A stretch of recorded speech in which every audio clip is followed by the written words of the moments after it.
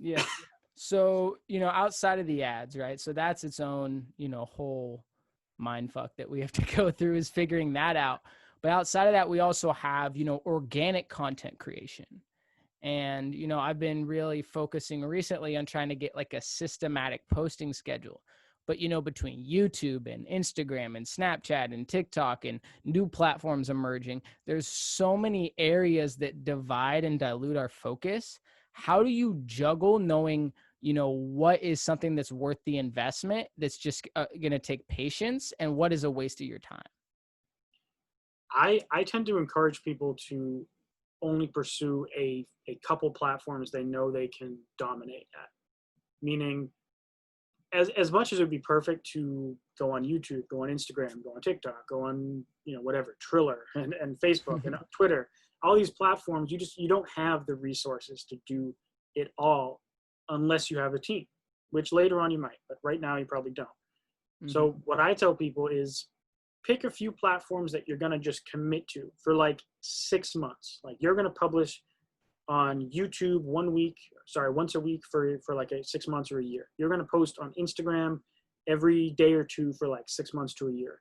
And you're going to post on, I don't know, Twitter or something 3 times a day for a year. And you can pick those core like 2 or 3 platforms. And in addition to that, you can say, well, I'm going to spend like 10% of my time on exploratory platforms. Like maybe TikTok's one of your main platforms, or maybe it's not. Maybe you started off on YouTube and Facebook and those are your mains. And so now you're going to spend like 10% of your time just exploring TikTok. And that's what I think is the best way to get into it, because it avoids the burnout problem of trying to accomplish more than you can realistically handle.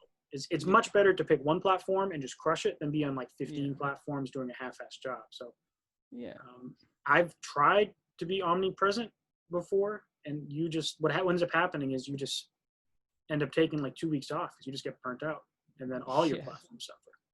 Yeah. No, that's so true. And that was the big issue I had. I was trying to do them all at once. And the first time I could say I really got momentum was when I only focused on TikTok. I did nothing but TikTok because it was blowing up. Now I'm trying to hedge a little because I'm not sure if it's even going to be around anymore. But like, at least for me, what's been a real struggle is I know I fall in the trap of shiny object syndrome, and I'm constantly excited by this new thing. And then I feel guilty when I'm not leveraging it, even though I already feel I'm spread thin. And then I see things like Facebook ads that can be really effective, and I know I need to be utilizing. But then when I'm doing the Facebook ads, I'm like, well, I'm not putting out content. And it becomes so overwhelming to try and micromanage all these areas. That's why I always preach the importance of like creating a very systematic process that can kind of drip feed itself through your content.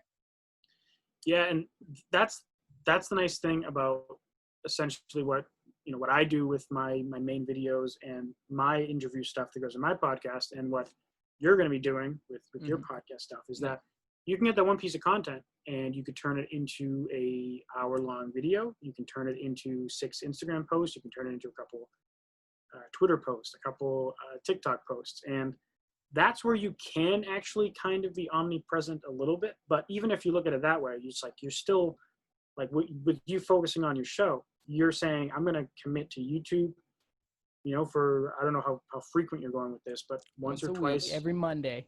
And you're going to do that for like 6 months to a year before you even think about switching to it, because that it takes a while to develop any platform. But essentially, like you're going to repost it on all these other places, and so you're reutilizing that content.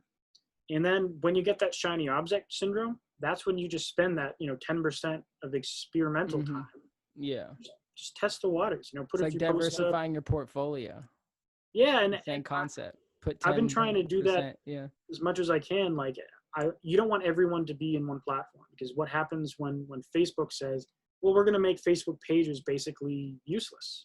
All of a sudden, a lot of businesses get very screwed by that. But if they diversified and built that same audience on like 3 platforms, well, if one tanks, it's like, who cares?